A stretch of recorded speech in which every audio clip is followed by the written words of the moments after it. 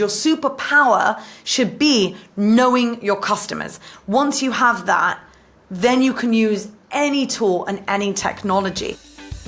Welcome to Insights Unlocked, an original podcast from User Testing, where we bring you candid conversations and stories with the thinkers, doers, and builders behind some of the most successful digital products and experiences in the world, from concept to execution.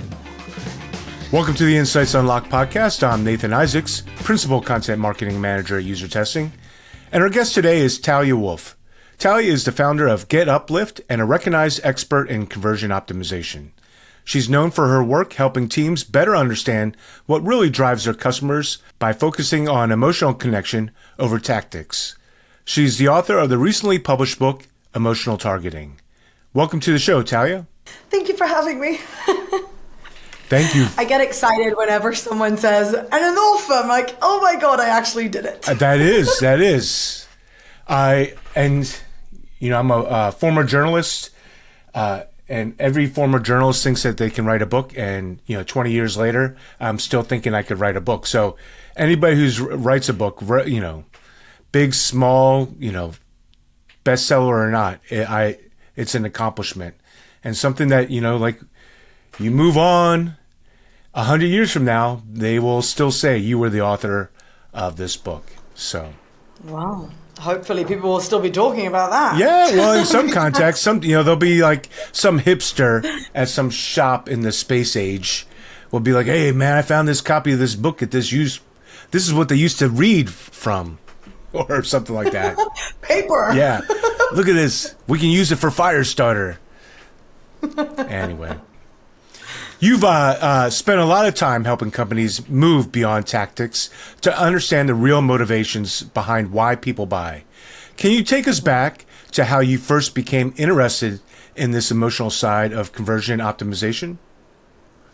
Yes, absolutely. Thank you. So I would probably say that it was back when I was working in a social media marketing agency, and my role was essentially driving traffic. In terms of just likes, engagement on Facebook, YouTube, Twitter back then. And one of the things that I was really curious about was, okay, great, we're getting all these likes, we're getting comments and stuff, but what exactly is our impact on a business? And most companies, most of our clients had no idea. So I kind of went on this journey of trying to figure out what that looks like and kind of implementing Google Analytics for them, trying to figure out what's going on. Oh, we have no impact. And then trying to just play around with stuff. I wonder if I change the color of a call to action button, if I change this image, if I move this element, if I reduce a form field, what will happen? And that's kind of how I got to know conversion rate optimization. I had no idea it was even a thing until I started kind of diving into it. So back then there were really almost, no one was doing it. There was like one or two agencies in the world. And it was incredible. I mean, just getting to figure that, oh, okay, I can actually have a real impact and help these businesses, just generate more sales and also help them grow. And as I created my own framework for optimization, it meant even more to me because it wasn't just about, okay, how do I get more people to buy? It was, how do I help people who are on the internet trying to solve some problems actually find the problems, the solvers to their problems? So that was a big piece for me. It's like the most important part of everything. Closing the deal. You've spoken a lot about the difference between tactical tweaks and strategic customer-focused optimization. What tends to hold teams back from making that shift, and where should they begin if they want to change their approach? Well, I think we need to understand that most of us are kind of stuck on a hamster wheel, right? I like to call it the deadly hamster wheel of optimization. we are, we got to deliver, we got to get these results. And we go into Google Analytics and we discover that our product page isn't converting, that our homepage, that our landing page isn't working. And we get stuck in tactics, which means we're Googling for best practices, we're reverse engineering what some person said on LinkedIn, we're copying our competitors because we think that they know what they're doing, and we're really just all sounding the same and doing the same. And the reason we're kind of stuck in tactics is because we don't have a good strategy. We don't really know what changes we need to make in order to increase conversions. How do I know when looking at a page why this is happening? Google Analytics tells you where the problem is, but it doesn't tell you what led to this problem, what's preventing people from actually converting. And it makes it really hard. And I would say that building a strategy, knowing how to deploy a strategy is much harder than just using tactics. So I think that is where we all start, in just trying to quickly kind of put a band-aid on stuff and do some quick fixes. A, because it takes much less time than now doing some deep research. And don't forget that most of us aren't living in our own bubble. We also have people around us. So our colleagues, our managers, everyone's expecting us to deliver, to give us results, to, go. So suddenly having to say, hey, by the way, Nathan, I'm just going to take a breather here. I'm not going to run some tests for a while, and I'm going to really dive into building a strategy out, and then it will be worth it. A lot of people just, it's too risky, and it feels like something you can't do. Yeah. I mean, that's true of like all the strategies, right? Taking the time to, slow down to speed up, but not sure you're taking the right approach. And I think that kind of leads us to the next question, really about, because you don't know, you're creating a strategy, you don't have a framework. And let's get into the question here, which is your emotional targeting framework highlights something we don't always talk about in digital experiences, which is how people feel. Why do you think emotion has been overlooked in CRO, and what's the risk of ignoring it? Okay, so the risk, I think, is kind of obvious. The risk is if you're not actually applying this part into your CRO process, your conversion optimization process, you're actually never going to get the results that you want. And now I'll back up and I'll explain why. When we're trying to figure out how to optimize a page, we jump to tactics. And we've just mentioned all the different things we could be doing that are putting us on a hamster wheel. But when I started out in conversion optimization, one of the biggest things that I understood is that if I want to impact the customer journey and I want to drive more sales, I actually need to understand how people make decisions. Because at the end of the day, a conversion is a decision that someone made. Every time someone buys from you, you're calling it a conversion. They've made a huge decision. And it doesn't matter if, they're buying a watch or they're buying email marketing software. It's all a decision that they had to make. So for me, the biggest part of figuring out a good conversion optimization process, because I actually made all these mistakes. I was tactical. I only thought about button colors, red versus blue. But once I dove into, how do people actually make decisions? What motivates people? And I uncovered, and this isn't me making something up. So this is not like I discovered this new thing. No, this has been like, everyone knows this for hundreds of years. Every single decision that we make in life is based on emotion. Emotions drive our decisions, whether we want to admit it or not. It was Antonio Damasio, a neuroscientist researcher, that said, we're not thinking machines that feel, we are feeling machines that think. So without emotion, we actually lack the ability to make any kind of decision in life.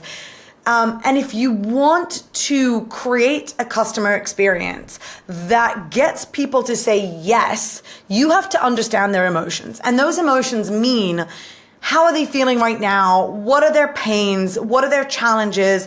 What's waking them up in the middle of the night? And also, how do they want to feel after finding a solution about themselves? How do they want other people to think about them? There's all sorts of emotions at play. And it's only when you do that work and you uncover those emotional triggers is when you can look at a page and clearly see, oh my gosh, we're using the wrong language. We are, using the wrong testimonials. We're telling stories no one cares about, because then it's so much easier to really see the problem. So if you're not using emotion, you're actually missing a huge component to increasing conversions, and you're always going to be on that hamster wheel. Can you think of a company or an example where they've kind of, where that clicked, where they hit that, they understood the emotional triggers of their buyers, and it just like did wonders from, before and after? Well, I mean, obviously we've been doing this for many, many, many years. So we have countless examples of clients, from e-commerce to B2B, SaaS, publishers. We've really worked on everything. I would say that when you think about it, the biggest brands in the world, think Adidas, Nike, Lego, Coca-Cola, it's easy to say, well, they're big brands, they have a lot of money, they have deep pockets. But honestly, they didn't wait to have deep pockets to start using emotion. It was natural to them from the first thing. For us, almost every client we've worked with, even let's say as an example, just because I love using quote unquote, like if you're listening and not watching, I'm doing the air quotes, like boring product, because people are like, well, of course, when you buy a watch, it's emotional. So one of my favorite examples is a Q&A software. So it's basically software that helps QA engineers do QA analysis, right? Super kind of boring, you would say, no emotion involved. The company engaged us at GetUplift to help them increase conversions with their entire customer journey. And they had some decent traffic and they had some decent conversions, but it wasn't getting where they wanted to go. And one of the most amazing insights that we uncovered working with this company was that QA analyzers or analysts actually find that, how would I say this? They basically felt redundant in the company. They felt that they were a nuisance. Everyone we spoke to would say something along the lines of like, I do super important work, I prevent huge bugs, huge complaints from from clients, and yet every time I do something, everyone rolls their eyes, everyone's annoyed with me, I'm stopping them from that huge cool launch that they're all waiting for. I'm a nuisance to most people. And that's a huge, revelation of like, okay, yes, of course they care about pricing, and of course they care about technology and the features and that it's powered by AI. But after they've done that check and they've seen that our client and its competitor have the same features more or less, same pricing bracket, how do they make that decision? How do they choose whether they're going to go with my client or they're going to go with the competitor? And the way they did that is by connecting on an emotional level. We started actually highlighting the fact that when you start using this product, people are going to notice you. People are going to understand what the work that you do. People are going to appreciate the work that you do. And that's that emotional connection. And that changed everything for this company. So it's just a cool way of showing that it's not a flashy headline. It's weaving emotion throughout the pages, throughout the emails, through our ads, calling out that thing that we know you're struggling with, which in this case was everyone thinks you're a nuisance and you're bothering people, or at least that's how they felt. So using language that says, look, everyone's going to finally understand what the heck it is that you're doing and appreciate it is what got more conversions. I like that. When you're peeling back that onion, when you're trying to discover what these emotional triggers are, when you're auditing a digital experience, how do you recommend teams go beyond the checklist and use that firsthand user insights to identify disconnects in their messaging or in their UX? I love this question because when you think about a conversion optimization audit, I think almost always our go-to is something along the lines of, okay, do a heuristic analysis, look at the heat maps, look at recordings. Do you have 2 buttons? Do you have 1 button? Do you have a carousel? Do you not? That's kind of like the go-to. When we do an emotional targeting audit, one of the first things that we do after we've done the research and we've kind of started to see the patterns of the different emotions, we ask ourselves some very specific basic questions like, are they making it about themselves or the customer? So if you're reading through a page, how many times do you mention yourself? Are you focused on how, the solution works and its features, or are they highlighting the outcomes that prospects really care about, right? So we ask ourselves a set of strategic questions like, can prospects clearly see their pains reflected in every stage of the customer journey? Are there images and the visuals and the colors all amplifying the emotional message? Can people clearly see what the emotional outcome is, what's in it for them? These are, typical questions that we'll ask ourselves that aren't the, how many form fields do they have? Is there a bug? Because we already know, everyone knows you need to do this stuff, but it's the strategic pieces that matter. So asking yourself those questions on whether, who's the focus on? What are you highlighting? What are the outcomes that you're promising? Does everything work together as a whole? Because it's not just copy, it's the colors, it's the visuals, it's everything all together. It's your menu on the website. So I would say that those are important questions to ask. When it feels like everything's needs to be optimized, from your web pages to the copy to the funnel, how do you recommend teams decide where to focus first, especially when resources are limited? I think that's a great question because let's be frank here, not everyone can test. And I think a lot of the times when we think about conversion optimization, the immediate assumption is, A/B testing. But not everyone can A/B test. If you don't have at least 300 conversions a month of the same conversion, chances are you probably can't run a statistically significant test. But that doesn't mean that you can't experiment. And it doesn't mean that you can't A/B test. What it means is that you have to be a lot more intentful about the tests that you're running, and you have to be a lot more focused and zero in on problem solving.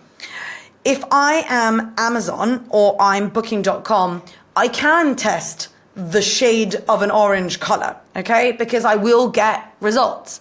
But if I'm yoga teacher or a developer, or I'm a psychologist, or I run a coaching program or a course, or if I'm an e-commerce brand, then I don't always have that amount of traffic. Let's be honest, most of us don't. How do you actually have an impact when you're running tests? It's when you go big.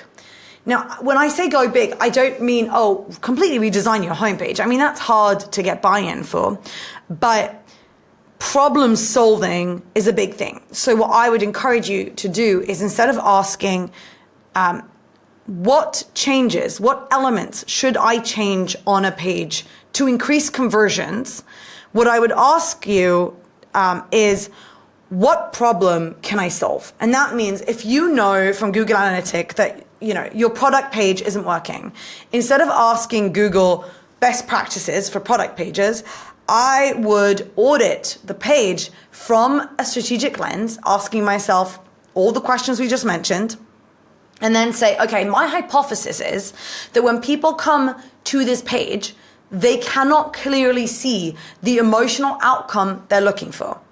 And then you can arrange an entire meaningful A/B test or experiment around that hypothesis, which could mean copy, it could mean changing an image, it could mean changing ads, it could mean testing ideas in an email, but it's a lot more specific to, I'm trying to solve a problem. If I increase conversions, that's wonderful. If I don't, I'm still going to learn from this test. I'm still going to figure out, okay, this was the emotional outcome that my prospects were looking for, or this isn't. And that's kind of what you should always be thinking about is, how can I learn from this test? Because if you don't have all these resources to run tests all the time, you want to make sure that when you do run a test, when you do make a big change, you can actually take the insights from this test and use it all over your marketing, and not just say, oh, I guess I'll change my button to blue now. There's a lot of buzz around AI right now, especially in marketing and optimization. How do you see AI fitting into, or even challenging, the more human, emotionally driven approach to CRO that you advocate for? Well, I think, there's two ways you can use AI right now. I guess it's always going to be like this, right? You can either use it to outsource all of your thinking for you. What a lot of marketers are doing right now is applying it to write content. That's kind of the go-to. So you can outsource all of your thinking to AI, or you can use AI to brainstorm, to find insights, to hone your existing skills, and to take yourself to the next level. I mention this because if you go into ChatGPT and you say, I have a product page that needs optimization, my audience is, and you put in all the behavioral data that you have, age, geographical location, gender, device, browser that they're using, maybe you have the role that they play at a company, and you say, give me ideas for optimization. You're going to get a lot of garbage recommendations. You're going to get the blanket statements of everything it can comb through on the web. And as a reminder, AI is only as good as what it's seeing online. So everyone's seeing the same garbage, and everyone ends up sounding the same, looking the same, and no one can tell the difference between you and your competitor. Or you could do emotional targeting research. You could uncover the real why behind people's decision-making process, why they buy from you. And you can go into ChatGPT and say, hey, I have a product page that needs optimization. My audience is motivated by self-image. They're feeling 1, 2, and 3. They want to feel X, Y, and Z. We've tried this and this. They've tried this. This is why it hasn't worked. And you pour in all of the meaningful information that you have about your customers. And then you say, give me some ideas. Or I'm thinking about X, Y, and Z. That is when AI becomes powerful. That's when AI gives you real meaningful, something that you can work with that isn't generic. So garbage in, garbage out. The more you put into it, the better. And I really do think that, obviously at GetUplift, we are using AI, but what we're doing it for is plugging in all the research that we're doing for our clients into, Notebook LM, into Claude, into Perplexity, into ChatGPT, to the different products in order to pull meaningful insights and brainstorm and think and come up with ideas, and also feed everyone in the organization with more knowledge about their customers, which is huge, right? Think about it. Right now, let's say as marketers, we're just kind of reacting. We're doing some tests, we're feeding ourselves, great. But imagine if you ran an experiment that literally told you exactly why people buy, or the biggest reason people don't buy from you, what's preventing them. You could actually give that to the sales team, you could give it to the product team, you could help product marketing. Everyone in the organization could have that information, and you could do that with AI. So it's just about leveraging AI in the right way, less as a crutch and more as a tool that empowers you. And, AI is definitely a trending sort of tool that we're using right now. But in CRO, we've seen this in the past too, right? We've had, the personalized landing pages and stuff like that, minimalism. And now we're talking about AI. What's something that never goes out of style when we're talking about creating experiences that convert? I'll say what I say in my book. Technology changes, people don't. So, yeah, there's always going to be something new. There's always going to be some new shiny object or tool or technology that we need to catch up and to use and to try. And I think the more you follow people on LinkedIn or anywhere, you also feel that like FOMO, and maybe you're feeling inadequate and you're feeling like you're not doing your job. But I really want to like say this loud and clear. You can't use these tools unless you have strategy behind it, unless you know your customers' problems and their pains and their hesitations and their concerns and their desired outcomes and how they want to feel. All of this is rubbish.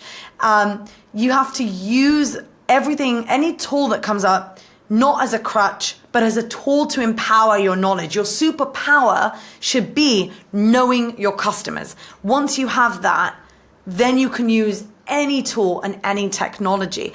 But imagine, let's go back to like the landing page builders, right? Or the automated landing pages, or now AI can build landing pages in 1 minute, whatever.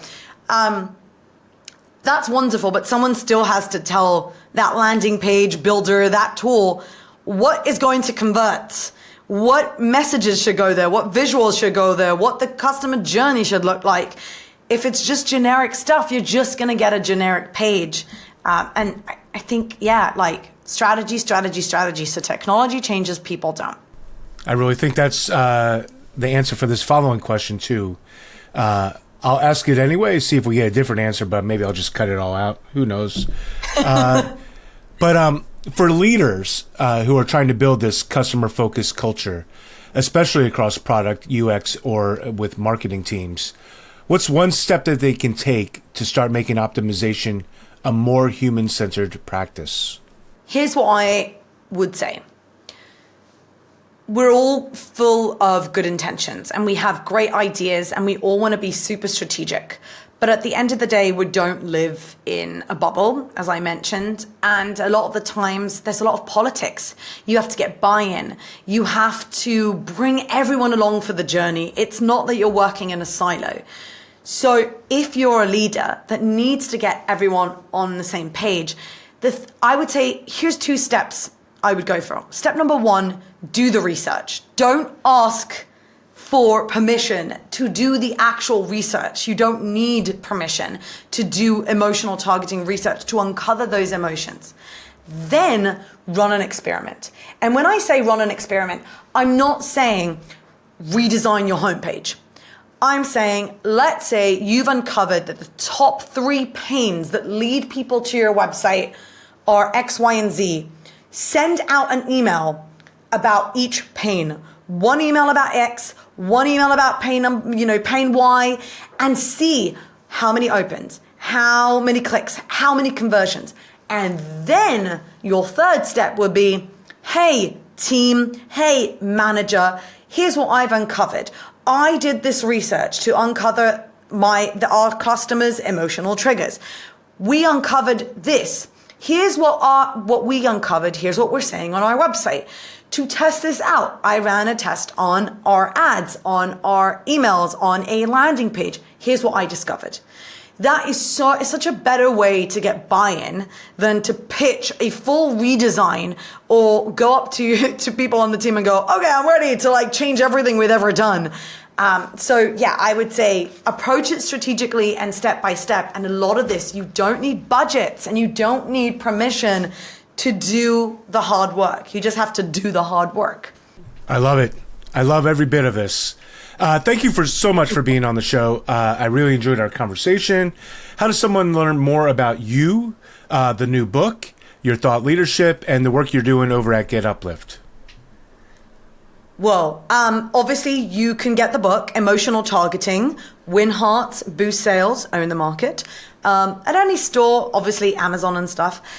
You can connect with me on LinkedIn or on Instagram, and you can find all of my tutorials and workshops and webinars and whatever guides, blah, blah, blah, on GetUplift.co. That's my website.